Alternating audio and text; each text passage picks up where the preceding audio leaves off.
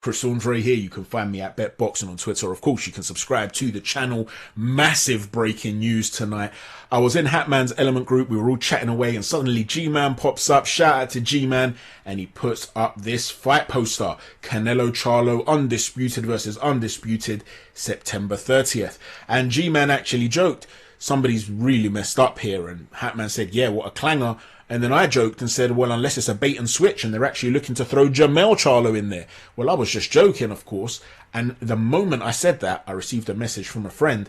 It was a screenshot of the PBC's Facebook page, Undisputed versus Undisputed, and they've tagged in Canelo and JERMELL CHARLO. So the undisputed light middleweight champion will be stepping up to face the undisputed super middleweight champion. No doubt it's a historic fight. Chris Mannix tweeted to say that the reason this is happening is because there are continued rumors of JERMALL CHARLO's personal issues. There have been rumors, of course, that he's been suffering with depression and some other personal issues. And of course, anybody with even an ounce of humanity within them will be wishing JERMALL the very best. We hope he can find his peace and happiness and get back to doing what he does best. But in the meantime, JERMELL is stepping up.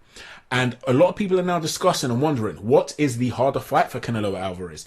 Is it JERMALL CHARLO, who is operating at a higher weight category at middleweight? They're both massive at their respective weight categories. So in terms of a natural size difference, there may not even be one against Canelo for either guy. However, they've been operating in different weight categories. JERMALL up against the likes of Montiel in his last fight back in 2021. Prior to that, a really impressive victory over Sergei Derevyanchenko. And as you guys know, I felt Derevyanchenko did enough to beat Jaime Munguia in a close fight. He's a very robust, rugged, difficult fighter to face, is Derevyanchenko. He's got some good lateral movement, makes himself small. Reminds me very much of Carlos Takam, stylistically speaking. And he is kind of like a Takam or a Derek Chisora type of character, whereby he just seems to fall short at the highest level, but he gives everybody hell. Well, JERMALL CHARLO put in a really good performance against Derevyanchenko. He's also got some really good victories over the likes of Brandon Adams, over Julian Williams, Austin Trout. I do feel as though he definitely lost that Matt v. Korobov fight though, and I'm still bitter about that because it was my last selection on a Yankee bet a few years ago and I would have won a few £1,000s. So as you can tell, I'm still bitter about that. The fact that the decision did not go Korobov's way, but that side, he's always been fantastic in this division. It's just a question of inactivity. 2 years, by the time he gets into the ring against Canelo Alvarez, it would have been 2.5 years, nearly, since that last performance against Montiel, and 3 years since that brilliant performance against Derevyanchenko. On the other hand, you've got JERMELL CHARLO. Now, JERMELL is, of course, the undisputed light middleweight champion. He's on that pound-for-pound top 10 list. He's got a brilliant victory in his last outing against Brian Castano. Even his activity hasn't been great. The last time he fought was in May 2022.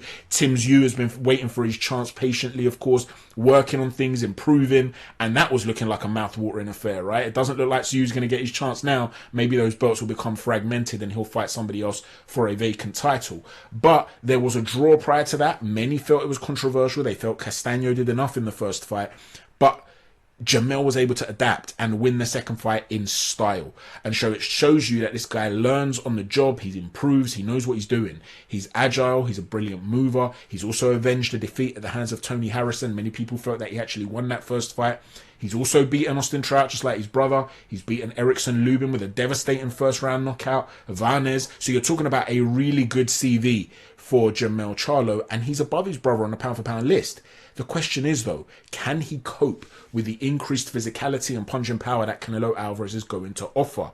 Let's not forget, he's not operating at middleweight like his brother, who's proven to be robust at that higher weight category. He's operating at light middleweight. Is that 2-division jump up going to be too much for him, even though from a natural size perspective, he might even be bigger than Canelo Alvarez? He's just not accustomed to dealing with that. Let me know what you think, ladies and gents. Which is the tougher fight? How do you see Canelo Alvarez's chances of coming through this? Let me know what you think, ladies and gents. Don't forget to hit a stiff jab on the like button, a right cross on the subscribe button, and an uppercut on the notifications button. Thanks for watching. Chat to you soon. Take care. God bless.